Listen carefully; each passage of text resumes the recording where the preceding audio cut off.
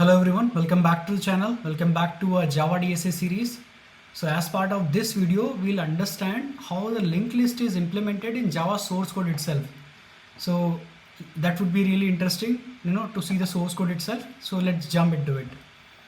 Let me just create that linked list of, let's say we are creating an integer linked list. New list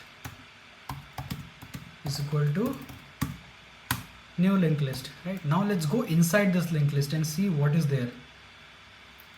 So in the last video, if you are following, right, I have told you something about a doubly linked list, right?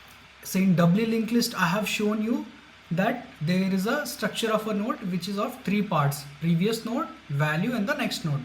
So if I take you this to this node class, right, you will see the same thing. You have an item which is the middle part where you are having the value. This is the previous node, this is the next node. Basically this is the previous pointer in the current node and this is the next pointer in the current node itself. So you see the structure that I have shown you for doubly linked list, right? In the same way Java people also implemented. So you see, Java source code is not a rocket science to understand, right? It's very straightforward. It's very visible that what they have done here. Now that we have seen that this is a very simple implementation of a doubly circularly linked list, where the node structure is the same that we have shown in the last video, which is a value.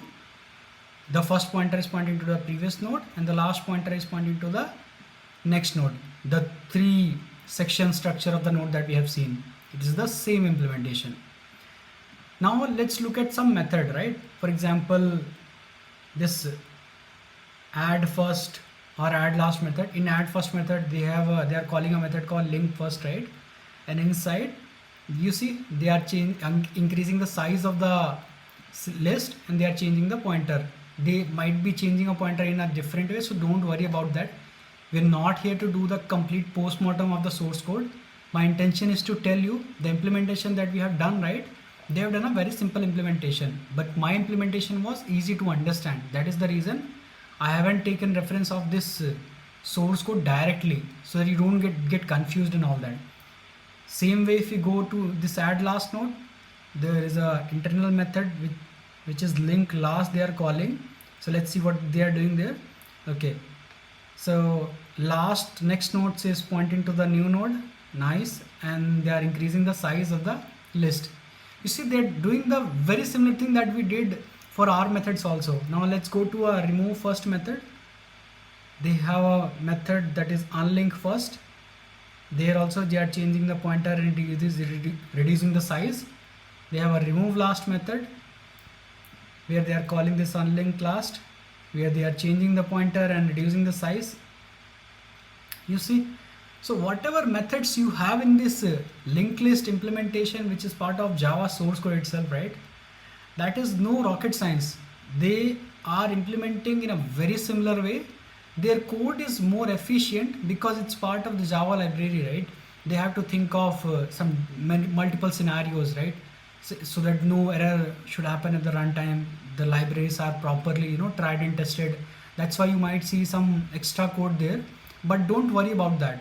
The intention is to understand what is the objective of having a linked list in a Java source code, how it is actually structured, what is the called node, how these methods are implemented. We actually implemented all these methods, right? Add first, add last, remove last.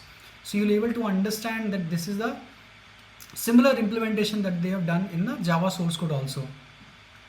So just open this linked list and go through this source code once. To be very honest with you, right, although I have shown you that this is a very simple implementation that they have done in Java source code, right, but you no need to go through every single node and understand, okay, this is what we are doing in the Java source code. That is not really required. My intention is to tell you how the linked list works, how these methods are actually implemented, how they are able to shift those pointers and calculate the different type of variables, value, for example size and all that, right? If you understood that, you will be easily understand this implementation also. I hope you are able to get a good insight on Java source code also. My intention is not to go through a deep postmortem of the each of these methods.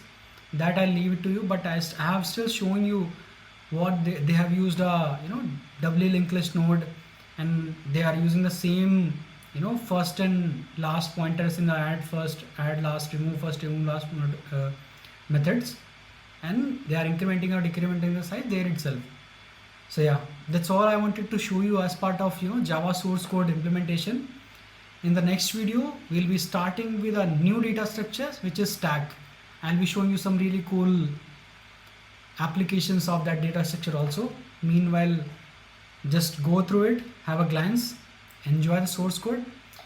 May the source be with you. See you in the next video.